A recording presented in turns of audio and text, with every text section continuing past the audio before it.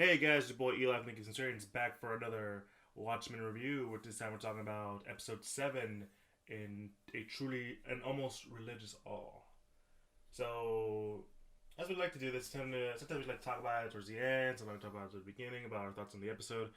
And we'll start off with how our thoughts on the episode for, in just this episode in general. Jay, what are your thoughts on this episode? Wow, is a lot of stuff. Is this is I think we discussed this This, earlier. yeah, Is this is the this big reveal episode. Yeah, we're pretty much like a bunch of stuff gets answered. We we get like more insight into what Lady True's trying to do. We get more insight about what the Calvary is trying to do. Just a whole lot of stuff happens in this episode. Yeah, my what I would say for this episode is like, what the fuck? Like, I've been saying that throughout the whole time these reveals are going on, and especially the last big reveal where you know what happens. Yeah. But I'm with you. I think this is probably one of their better episodes. There are some aspects in the writing that I'm like, you could have done better with that. But aside from that, I think it's been a pretty solid, a pretty good episode overall. But yeah, I'm with you. I definitely agree with that. Like, there are moments in the writing that are kind of uh just kind of like a bit forced, Hmm. but for the most part, yeah, no, I think this is sort of a very solid episode, and a lot of stuff gets answered, and it is very crazy. Yes, it is. So let's start off with the breakdown. So this is coming off the heels of episode 6, which is this extraordinary being, where Angela Abar is going, like, basically reliving the past of her grandfather Yeah, and finding out that he was the original superhero who did justice, and why he did the stuff that he did, and why he ended up causing Judd to hang himself. yeah, And now we start off with her waking up in well, no, it starts off with a flashback to Angela's past, yeah. with starting off with a who was Dr. Manhattan. And it's just all this clips. You were kind of bothered by one of those moments in that little recap. It was the Vietnam stuff. Like, it's basically like sort of like a Hmm. documentary kind of thing, Yeah. like sort of going over like Doctor Manhattan's past, Hmm. and like how he became Doctor Manhattan, and like how he helped win the Vietnam War. And there's like a moment where they show like actual footage of like from the Vietnam War. Uh, Which is, it's clearly obvious footage. yeah. And they pretty much just green screen a blue man into the footage, just walking around, like pointing at stuff as stuff starts is exploding. So Hmm. yeah, it doesn't look great. It does not look great It at all. doesn't. It kind of bothered me. I don't know. It's one of the things that kind of I like the way Zack Snyder made it look in his film, and I was like, but here I was like, it's just like a dude painted in blue just walking around. Yeah, I don't know. It looks really weird. Yeah, and so Angela, we see her trying to pick up a film, and it's interesting enough. The film that she picks out is a sort of black exploitation film. Well, as I found out through the PDPDS, which is HBO's way of like adding more to the story, like kind of like how the books at the end of every chapter, there's like excerpts from other stuff that made help flesh out the world.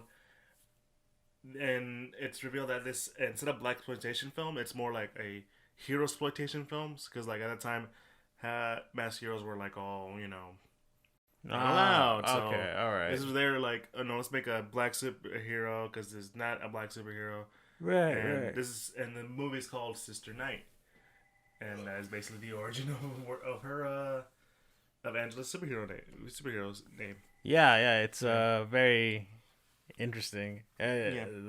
Well, it's trauma, Yeah, all that stuff.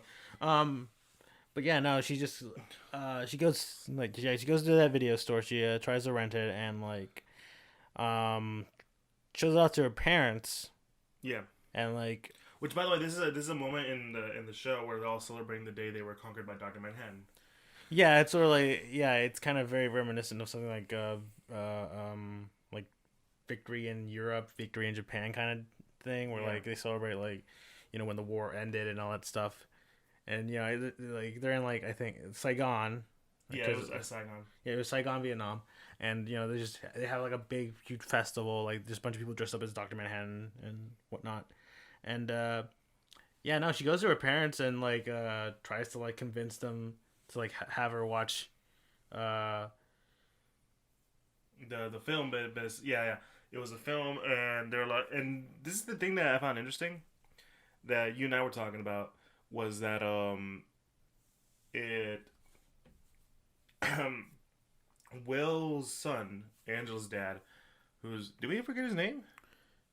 Angela's dad? I feel like it was mentioned like last episode when he was a kid, but I'm looking at it just in case. Yeah, no, it's I don't know, but yeah, it's him and him and Angela's mom are sort of like just being like, no, we can't let you watch that, and like he's sort of like, people in masks are very sort of like Marcus. His name is Marcus. Okay, Marcus. And the mother's name is Elise Abar. All right. Yeah. So yeah, they're so clearly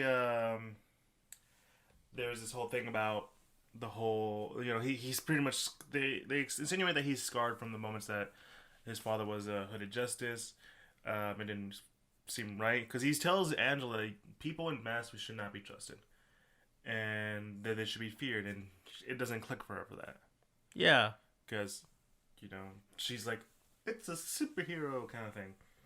But no, she eventually listens to her dad, and she goes and returns the DVD, VHS. I'm sorry, to the video store. But as that was going along, we started noticing in the background that there's clearly something like afoot, like something's happening, something's about to go down, and what turns out to be is a suicide bomber. Yeah, and it kills both Angela's parents, and that's when Angela wakes up from her dream, her like kind of dream, I guess, her memory dream. Yeah, and Lady True comes in and tells her, "Yeah, I've been injecting you with something that to help you cleanse his memories out of your head, and we hooked up to someone that can help you out with that.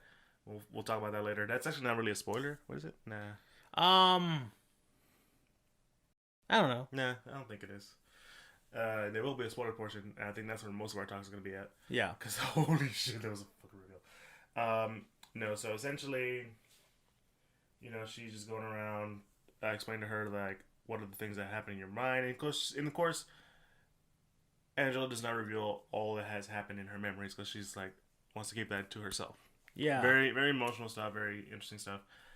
And then we cut to Angela's husband, Cal. Yeah.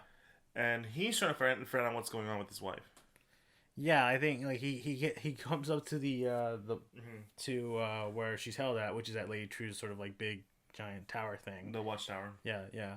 And he's sort of like Red Scare and Pirate Jenny are sort of like there as sort of like. Can I just say Pirate Jenny's like her outfit's just I mean, yeah, it's a pirate aesthetic. Anyways, they're just both there as lookout, and sort of just being like, and Cal's sort of just there being like, hey, I want to see my wife. You want to know what she's doing? It's like, don't worry about it, bro. Like, yeah, and like even like he goes to the front desk, I guess. It's more like the people that like this like gate. Yeah, the gates. Yeah, and like tries to like get some answers, and I think he's informed by Bihan. Like, Bihan, the daughter of Lady True. Yeah, they're like, she's doing fine. Don't worry about it. We got this kind of thing. Mm-hmm. But he's clearly not like, having it. No. And from there we talk about Lori and how she gets a call from PD saying that, hey, you know how you told me to go check up on Looking Glass Wade? Yeah. Yeah, he's not here. And there's a bunch of dead cavalry. In other words, my boy Looking Glass is alive. I'm happy. Yeah. So, it turns out that, he survived his encounter with the cavalry and is on the run. Where he is or what he's going to do, we don't really know. No. Though it's interesting how they thought they're figuring out that something's up because Lori was talking about how she felt that Wade just gave up Angela so easily. Yeah. And so that's why she sent Pete to go check on him. And that's why Lori is visiting Judd's wife, whose name escapes me in the moment, but we'll look it up in the meantime.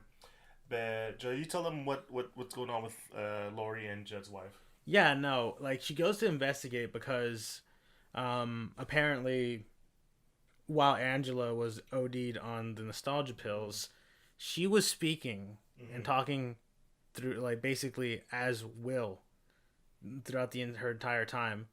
And Lori recorded the conversations, and she essentially now knows that Will was hooded justice, and essentially that Will suspected Judd of being part of, like, the this Cyclops cult, which is sort of like a white supremacy cult thing. Yeah, the ones that try to do the whole mind controls thing. By the way, her name is Jude. Okay, yeah, June. But yeah, she just goes there to, like, basically just question her. Because, like, she's sort of suspicious about, like, her involvement and pretty much if she knew about Judd and all this other stuff. And this is where it turns out June's actually part of the whole cavalry. Yeah, no, she, like, They literally had a trap door for her.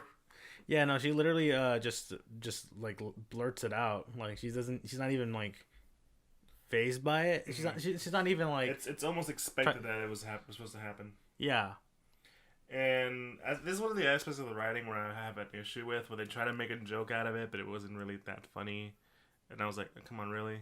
Yeah, because, like, June tries to, like, apparently has a trap door and tries to, like, you know, catch Lori in it, and it malfunctions for a bit, and Lori just like, what are you doing? Before it eventually finally works. Yeah. I will say, though, someone commented that I was talking to made note from the book, and I'll get back to that as soon as I can.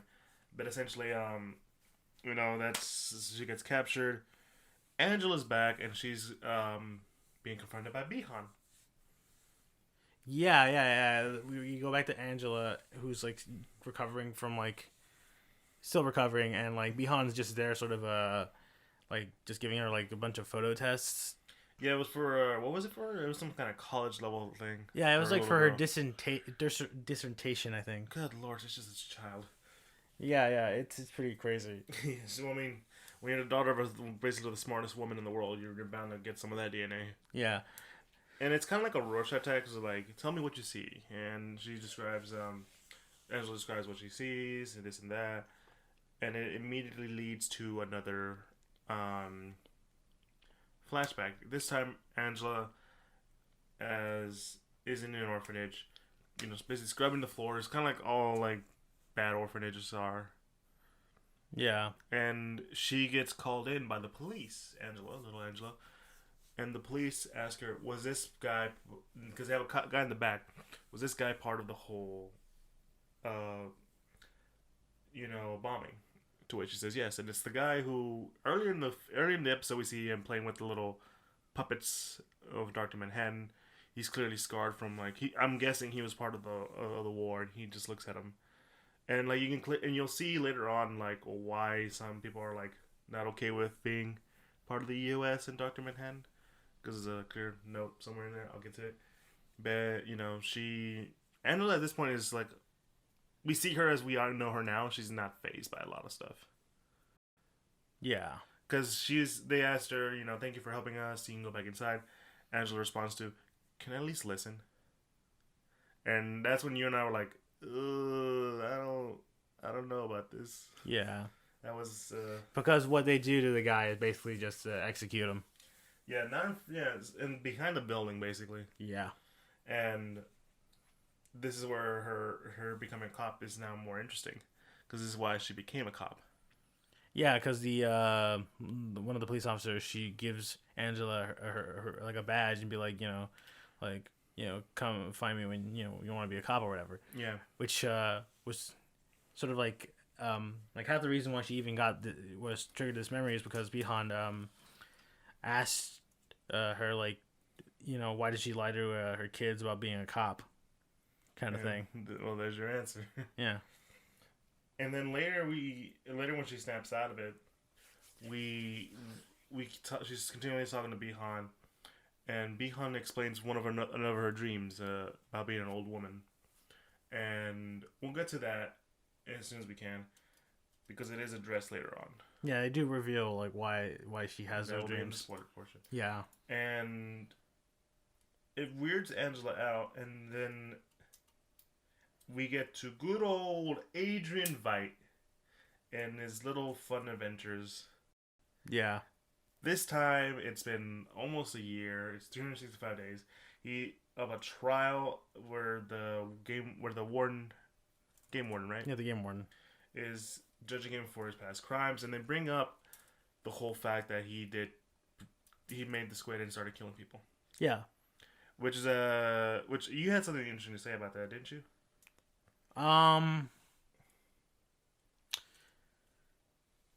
Yeah, I don't recall. It was something about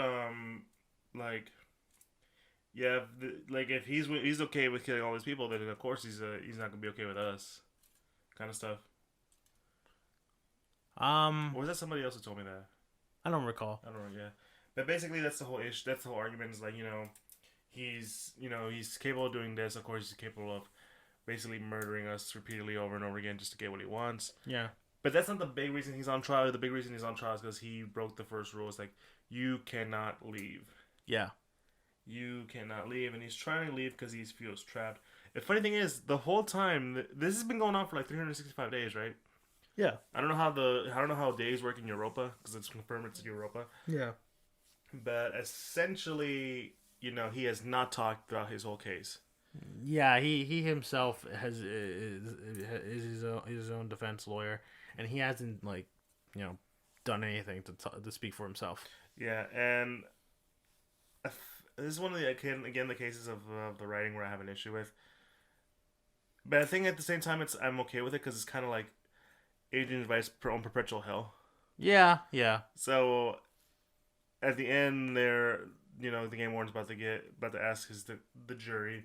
Which, by the way, it's nothing but Kershak's and what's his name, Phillips. Yeah. Clones and all that stuff. So, essentially what happens there is that, he's like, I can't ask you guys to, as a group of his peers. You forgot about the other thing. What other thing?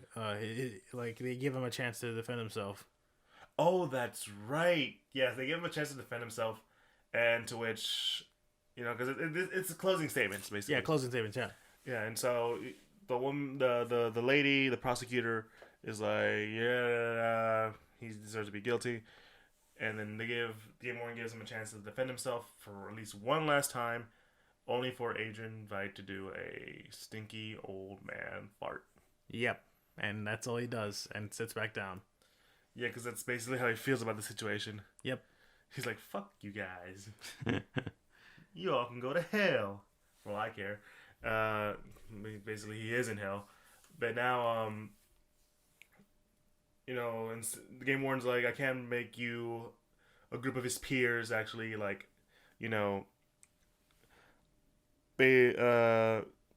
him a trial because you guys aren't his peers. Yeah. He's beneath us, basically. That's what he's saying. Because of all the stuff he's done. So he brings in, a bunch of pigs out of nowhere. And I'm just like, okay, that's interesting. Yeah, and a good chunk. Most of them are CG pigs too. Yeah. So it's whatever. He picks them up and is like, "What do you say, madam? What do you say, Miss Piggy?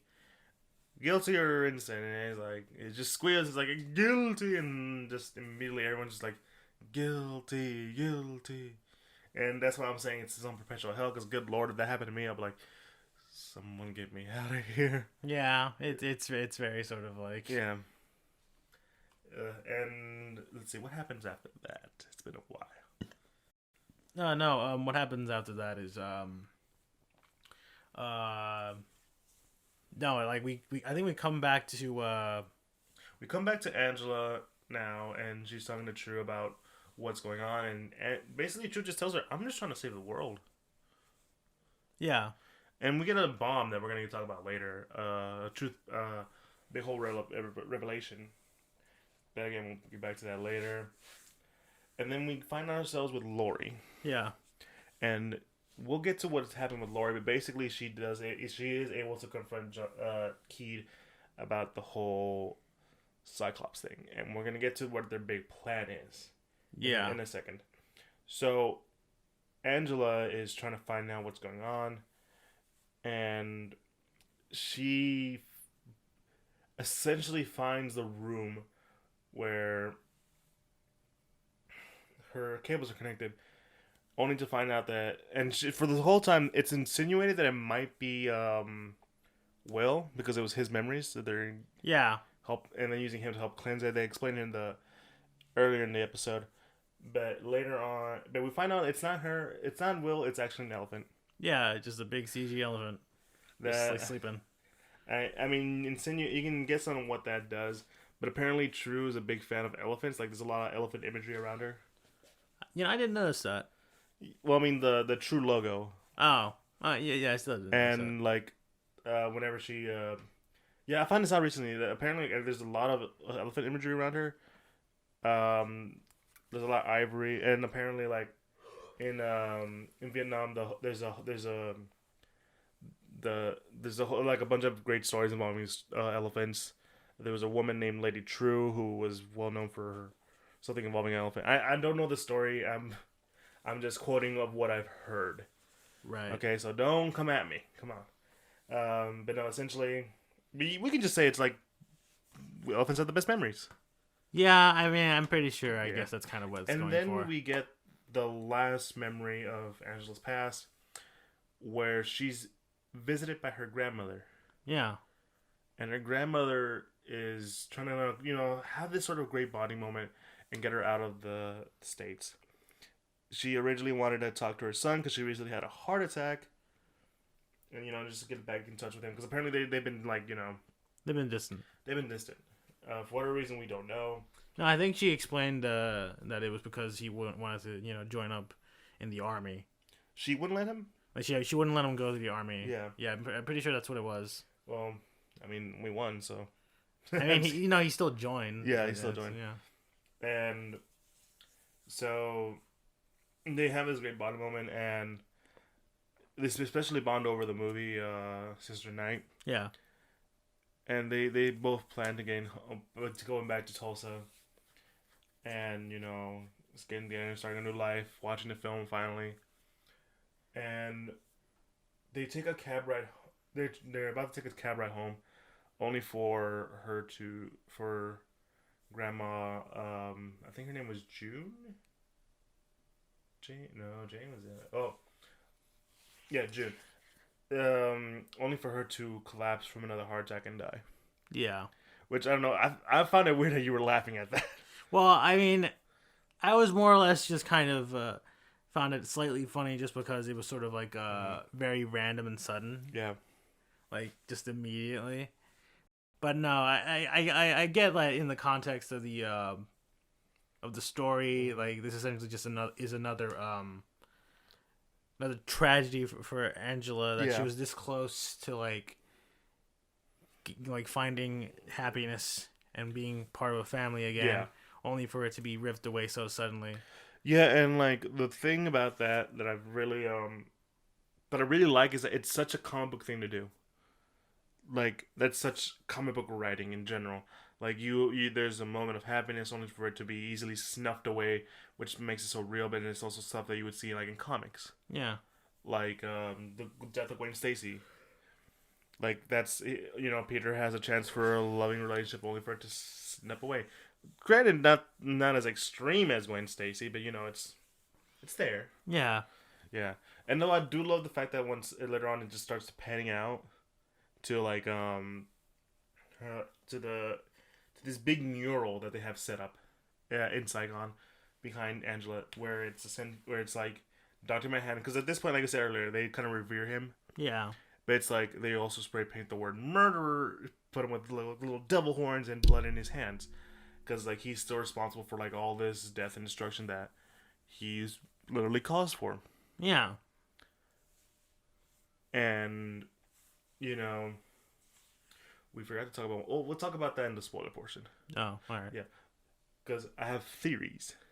Right. So later on, she snaps out of it. She disconnects from the elephant, and she starts walking around trying to escape.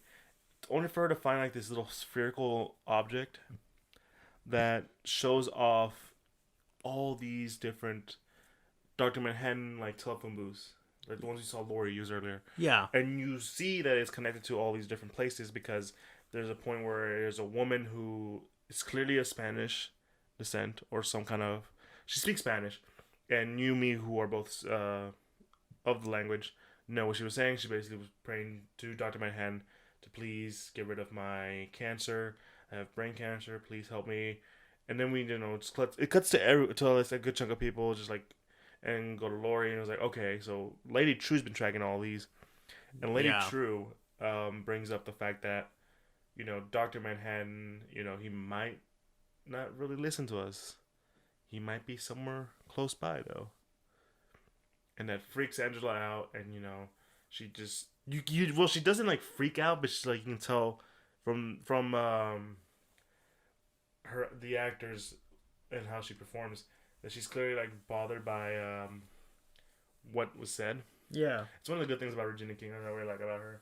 She really puts a lot of emphasis in her emotions, and so she escapes, and we're just gonna end it there because what happens next is probably the big reveal of the episode, and well, yeah, it's gonna lead us to the spoiler portion. But again, as you were saying, I think this is a good episode. Yeah. I feel like there were some aspects in the writing that I'm like, it's questionable at best, but it did a good job in what the work was meant to be, and a lot of the reveals that we're going to talk about in our spoiler portion are like really well done, because essentially when you look back at it, it makes a lot more sense. Yeah, it definitely puts a lot of stuff into context from the other episodes. Yeah. So, you have anything else to say before we go to spoilers? No, I think we've discussed a lot of stuff, at least, in length, yeah. Yeah. Because so yeah, guys, it's a great episode. Go check it out. So at this point, we start going into more of the big stuff to talk about, which is the spoilers. Usually we like to give you a quick rundown of like of stuff that's going on, more like bullet points, like this happens, this happens, this happens, this happens. But we never try to go deep into it. That's always left for the spoilers. And there's enough stuff for us to talk about in the spoilers to like last us a good long while. But yeah, go watch the episode and come back to us when you want to hear all the spoiler stuff. So I'm gonna give you a couple seconds to pause the video or pause the podcast if you guys don't want to hear this. But if you do, listen on, watch on, and yeah, we'll go from there. I'm just gonna give you a couple seconds to go and do what you need. Okay, Joey. Where do we begin on what the fuckery? Should we go from the most what the fuck up or just build on that? No, I think we should just build. Okay. So the first thing we're going to talk about is Bihan. So one interesting thing that has been dropped about Bihan is that she is not True's biological daughter. She's a clone of True's mother, which some of us saw coming along the way. I think we kind of clued in that she... Honestly, I think I remember like having the theory that she was just a clone of Lady True herself. Yeah. But no, she's definitely a clone of her mother, and like the reason why she's having all these dreams. And I remember hearing a lot of people saying that this is bad storytelling because we could all see it coming a mile away. My personal stance on that is that it's fine that you can see it coming a mile away, so long as they make it interesting as we get to that reveal. You know what I'm saying? Yeah, no, I get what you're saying. Yeah, and you said something special about that. I'm trying to remember what you said though. I think I think when we were discussing this after we finished watching the episode, and I was more like it's fine for something to be like sort of like kind of like you can kind of see it coming, because it's sort of like that's kind of like I feel like what you want as a writer. Yeah. Like you want your audience to like believe the reveal instead of just being like some random reveal that's like has like a shock factor to it, obviously, but it's like Bran becoming king. Well, yeah, like, I have to throw it out there. Yeah, that was no build up to that. You just straight up did that. Yeah, well, anyways, back on track. Yeah, but basically, like you don't want to like making a reveal just for a reveal is kind of like seems equally as lazy. Like you want to have your audience like believe the To reveal. actually think. Yeah. And like it's fine if you see it coming a mile away, but like if you make it worthwhile, it's fine. But we find out that Lady True's daughter, Bihan, is essentially her mother. That's why she's able to have all these like memories, because she's implanting her with memories of her mother. So that way, when she reveals her Millennium Clock or Watchtower or whatever, she knows that her mother would be there. And then she drops something about her father. Yeah. And I have maybe one or two theories on who the father could be. It's either just gonna be some random Vietnamese dude, or it could. So someone told me this, and I'm putting this out here as one of the theories that I have, too, because we started talking about it, and we're like, oh wait, what if like, and we both came up with this theory, me and my buddy. We were saying that what if Adrian Veidt was the father? That's why, because she talks about we respect our elders, we revere them. When when her father count as that too, and that's why she has the statue of Adrian Veidt. That's definitely a theory. Doesn't have to be right. Yeah, yes. I think you mentioned like another theory that you had in the back of your mind as well. Yeah, and that's the one I'm really leaning towards, because the one me and my friend were talking about, like, oh, what if it's like we were more talking about that shock factor, because we were talking about how this other theory that I have is also really good, but it's also the one like a lot of people are like also theorizing, and it'll be just as shocking, but like but it's also like the Vite one is more shocking, I guess. Yeah. But again, like I said earlier, it's all about how we get there. But the other person I think could be her father is the comedian. Right. Because in the books, comedian was known to like mess around with the Vietnamese women. He would. Yeah. Yeah, he did stuff. Not okay stuff. No, not great. No, not good. Yeah. Not good. But essentially, in one aspect, I don't know if Bihan would be the mother he shot in the book, or just a random woman. Yeah. I don't know. Yeah, man. I don't know if someone could. I don't know. I can't remember if she shot him in the heart or in the womb. But essentially, that lady died. Dr. Manhattan was there, and he saw all this stuff. But I feel like it'd be such a crazy thing to do if they revealed it to be the comedian. Yeah, it would be especially from the perspective of Lori. Yeah, because that's her father, and she found out after he died. Who imagined the possibilities if it was her father and all that crazy stuff. But no, that's my theory. But the Bihan reveal was really like shocking, because like that leads into like a lot more possible things that could happen. Yeah. Yeah. And Joe, you want to take away with our second reveal? Yeah, I believe we finally get to learn what Senator Keed and the 7th Cavalry are planning. And they are planning to recreate the scenario that created Dr. Manhattan. And in order to do that, they are planning to capture Dr. Manhattan and destroy him, and then in that process have, I think, Senator Key become a new Dr. Manhattan. Yeah, it's really crazy. It's pretty insane.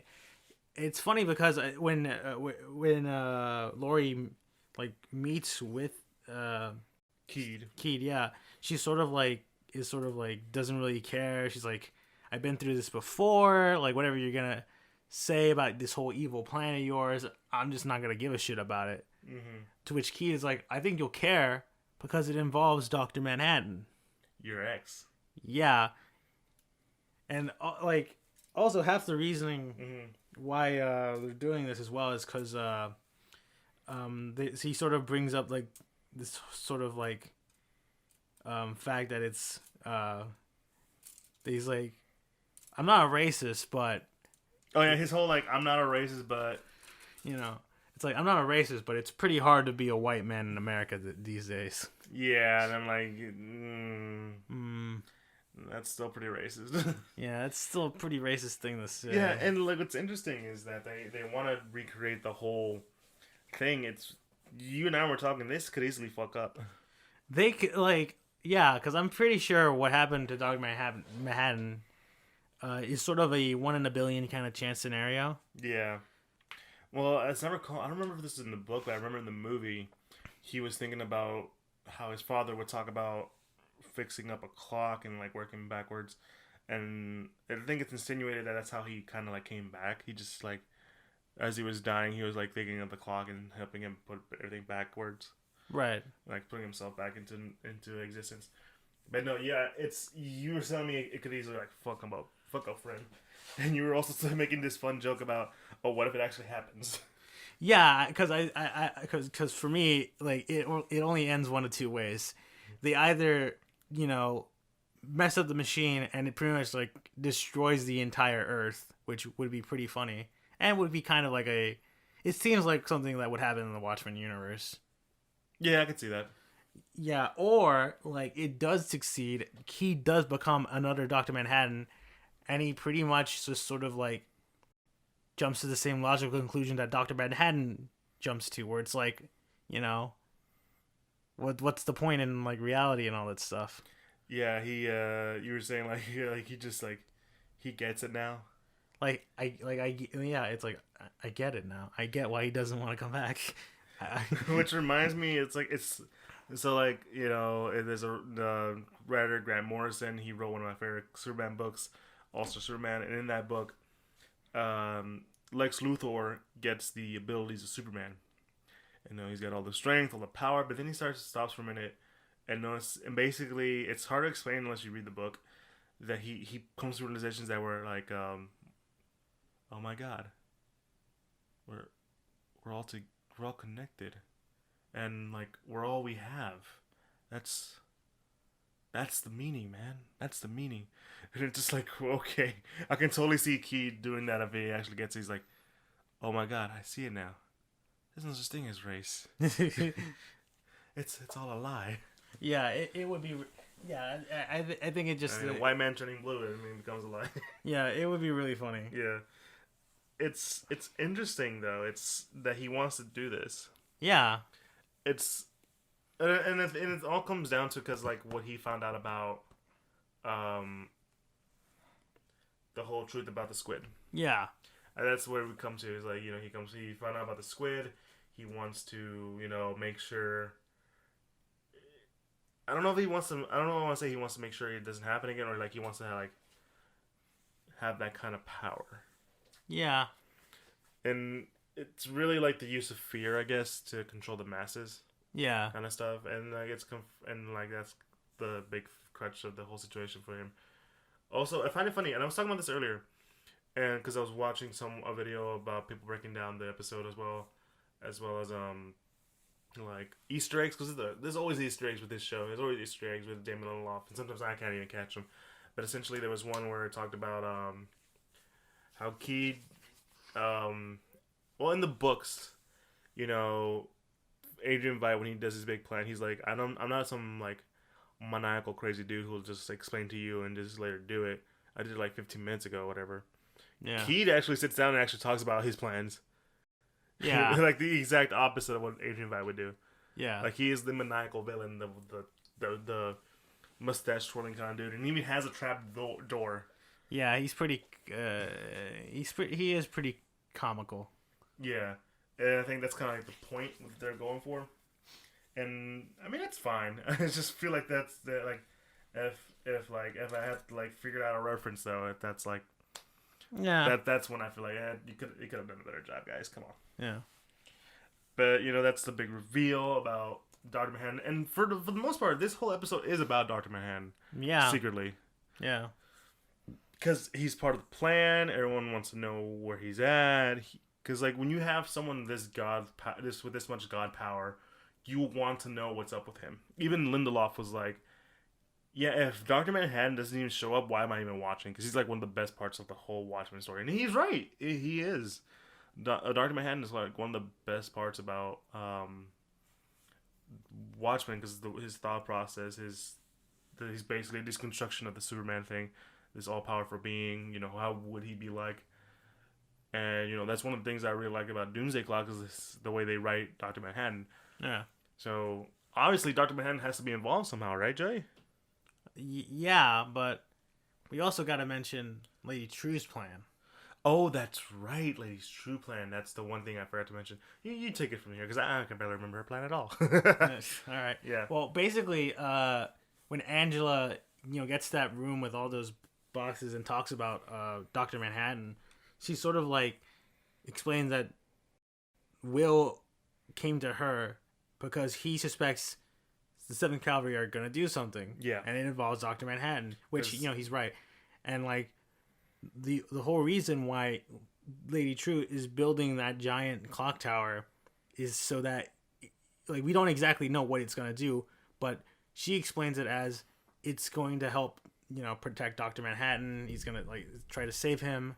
And pretty much she's sort of like, that's like, I'm built. And she sort of like emphasized that I'm going to save the world by doing this. Yeah, it's a kind of like the polar opposite. But you and I had this conversation too, as we were watching the episode. What if she's like, thinks she's going to do it, but in reality she's going to like, not double cross, but like, sort of get back at us? Like, she's going to end up using Dr. Manhattan for something nefarious? Yeah, I think we discussed that. I think we also discussed like that her plan could equally go wrong. Yeah. Or like we were just gonna be like, what if she's like another Adrian Veidt and her plan to save the world, involves the deaths of millions. Which if she was Veidt's daughter, that would make total sense. Yeah, it would be like yeah. So, that's this whole thing is about Dr. Manhattan. The episode's literally called an almost religious awe. Which is like, when you think of Dr. Manhattan, you think of like someone with this godly power. So, we're going to talk about the newest reveal that happened. Wait, we also got to, before we move on. Am I forgetting? Man, I got to write this stuff down now. No, I mean, and we kind of like mentioned it earlier, but like Lady True mentions that, Dr. Manhattan is pretty close. Oh, yeah. Okay, well, so you're just helping me build up on it. Yeah, building up to that big reveal. He's close. He's somewhere in Tulsa, and that makes Angela want to get out more. Like, just leave the facility. She's like, you're crazy. I don't know what you're talking about. And she just like walks away. Yeah. And that's when she confronts Cal, telling Cal, okay, they found us. We gotta go. And Cal is just confused, like, what's going on? What are you talking about? And she explains, like, we knew this was gonna happen. You don't remember because you made sure you didn't remember. He's like, you talking about the accident? Because remember, Cal has an accident. Yeah, Cal was in an accident. And we'll get to that. He lost some of his memories. Yes, he lost some of his memories. And then Angela drops the name John. Cal's like, that's not my name. My name's not John. It's like, it is, baby. And so Angela responds like, it is, baby. And she starts smashing his head with a hammer. Yeah. Repeatedly over and over again. And she starts... And it's kind of gross how she kind of just digs into that hole she made. Yeah. And she pulls out a metal, like, object that's the Dr. Manhattan symbol. Yeah. And then Cal's body starts to glow blue. Cal Abar is Dr. Manhattan. Yeah. The biggest what the fuck moment in this whole episode, in this whole season. Yep. Where do we begin? Yeah, no, it's pretty crazy because, at least for me, like, I started connecting the dots as soon as, like, Lady True was mentioned that, that Dr. Manhattan is somewhere in Tulsa, and he's lost some of his memories. To which I'm like, wait a minute. It's going to be Cal, isn't it? That's what I was like. I literally was like, because for me, it was like, it's either going to be Cal or like she's trying to like reference that Will is actually Dr. Manhattan and like somehow like supplanted like memories of Hooded Justice and all that stuff. But no, it's Cal. Cal is Dr. Manhattan. Yeah. And like I said, looking back, it makes sense. Yeah, because now knowing like Cal is Dr. Manhattan, it definitely puts in like a lot of his like scenes in perspective. Yeah. Like the scene with him talking to the kids about like explaining death. Like I think when we discussed that, like Yeah, we talked about it like that's like a perspective of someone who's like, who like kind of doesn't really like put their trust in God much because you have Doctor Manhattan who is basically godlike and puts into question like a lot of stuff that has happened now. But we never really considered it to be he's Doctor Manhattan. This is him talking. yeah, This is his, thought process. Heck, even the like the accident, we just kind of like wrote that off. yeah. The accident is barely like mentioned of what the accident was. Like it's only until like I think this episode where Angela like sort of offhandedly mentions that he was in a car crash. Yeah, and like for the most part, you and me were talking. We were talking about maybe he had an accident when the White Knight happened, or like he had an accident back in Vietnam. And we were kind of right when we heard the whole, he was in an accident in a car crash or whatever. That's what happened. But now it's like, oh, that's their cover story. Yeah, And so the reason he probably doesn't remember, because I'm guessing that little metal thing is tachyons. Tachyons are the thing that kind of negates Metal Man's powers. Not negates, but causes him not like to function right. yeah. So that's why he couldn't see what Adrian Veidt was planning. He had a lot of tachyons on him. And, so having that would mess around. It's kind of like what kryptonite for Superman, but it a lot more sense. Yeah. I mean, technically you can say kryptonite is more of the radiation, but that's beside the point. I'm talking about Dr. Manhattan. That's Superman. That's when Doomsday Clock comes out, which I'm still waiting on. But essentially, there were a lot of hints and stuff around there. We just never like took it to account. Yeah, like they're easily missable. Yeah, and unless you're someone who, it's also easy for you to make that assumption. But when like I said, the build up to the reveal makes sense. That's what I was saying the whole time. This reveal, it didn't come out of nowhere. If you actually go back and look. Oh, that makes sense. Yeah. Heck, even like there were leaving little nods to it if you really think about it. Angela, her name is Sister Nun. Sister Knight, or whatever. She's basically a nun. Yeah. And what are nuns known for? In terms of like marriage. Like they don't get married, they're married to God. Yeah. Dr. Manhattan. Yeah. Is God. Yeah. It's like it was right there in front of us. It's a cool little Easter egg for you, David Lindelof. Thank you for that. But even heck, in the Pedia articles, this was a note. It was confirmed by the creators. It's a little fun little nod. You hate this. I remember I explained it to you, and you looked at me like, "What the fuck?" Yeah. No, I know what you're talking about. This is like I think a really dumb thing. So, her and Laurie's big old vibrator or whatever is called Excalibur. Bar. It's really dumb. That's like a really dumb nod. Or like tease, yeah. Yeah, I don't know. It just also people have mentioned like how kind of attractive Laurie is to Cal. I mean, yeah, that's certainly interesting. Yeah, it's there. But like this whole reveal, like no, it makes sense, and we're gonna get, and from the looks of the next week's episode, we're getting more into like what happened, why is this going on, like basically Angela meeting Dr. Manhattan, in Saigon, and how that's gonna happen. Also, we forgot to mention outside the cavalry's outside of their house. Like when she gets to the house, like. There's a group of cavalry members just pretty much like staking out her house, ready to go in. So they must have. I don't know how they found out. They probably something happened during the theory is right now online that something happened during the White Knight that kind of revealed that he was Dr. Manhattan, and so Judd and Keen are just like now that they know, they're trying to plan out to capture him. Yeah. So that was the whole point. And I don't. It's just there's a whole lot of more mystery in there, and we're slowly wrapping it up. And well, yeah, that's the crazy part. We're getting close to the ending. There's so much stuff, and there's only 2 episodes left. Yeah, it's pretty crazy. Yeah, and I read something recently that David Lindelof said this is only gonna be a 1 season thing. If they want to make more seasons out of it, he's not gonna be a part of it. Interesting. Yeah, so this is he said this is gonna be like a one-off story. That's it, and I can see more people doing more with this.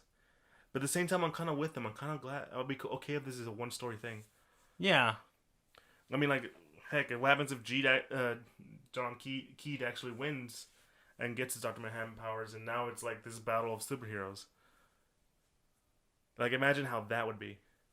Well, I mean, he would have Dr. Manhattan power, so he'd just kill everybody, though. Yeah, but I'm saying, like, this sort of question of, like, superheroes now. And it starts getting more into, like, this deconstruction of stuff. And, yeah, that's, like, what I'm thinking. But, you know, again, this could all backfire on him, and this could lead nowhere. Yeah. But, yeah. I'm excited to see where this goes. I want to know what... I'm starting to wonder what happened to good old Night Owl. Yeah, no, I mean, they said he was still in jail, though, right? Yeah. But I'd at least like to see him. Yeah. We got Dr. Manhattan. Where's Laurie's other ex? Yeah. That'd be really weird. Yeah. But, I don't know. Do you have anything else to say about the reveal? No, I think we discussed everything about the reveal, like, you know, just how crazy it is and like how it kind of makes sense, like looking back at it, you know, all this other stuff. Yeah, it's an interesting thing to think about. And oh wait, hold up, we forgot to I just had like this thought process of that, like, because I just remembered, like, how everyone had figured out that Cal was Dr. Manhattan. There's someone on Reddit, and this is such a Reddit thing to do. Because, like, so in the trailers there's an image of Dr. Manhattan's hands, and they analyze Dr. Manhattan's knuckles and realize that he has the same knuckles as Cal. Therefore, Cal is Dr. Manhattan. Yeah, that's a pretty... Yeah, I think I remember you told me that earlier, and I was like, yeah, no, that's some real, like, detective work there. That's Batman for your ass. Yeah. Yeah, and I've been reading up on the PD files or PDpedia or whatever. Yeah. It's interesting to note that a lot of them are interested in what's going on with Keat and all that stuff. Even the Cavalry, they have a reaction to, like, they even wrote the reaction to, like, finding out who the Justice was. This was Will, and he was black. Yeah. Yeah, it's interesting. So, yeah, I think that's all I had to say.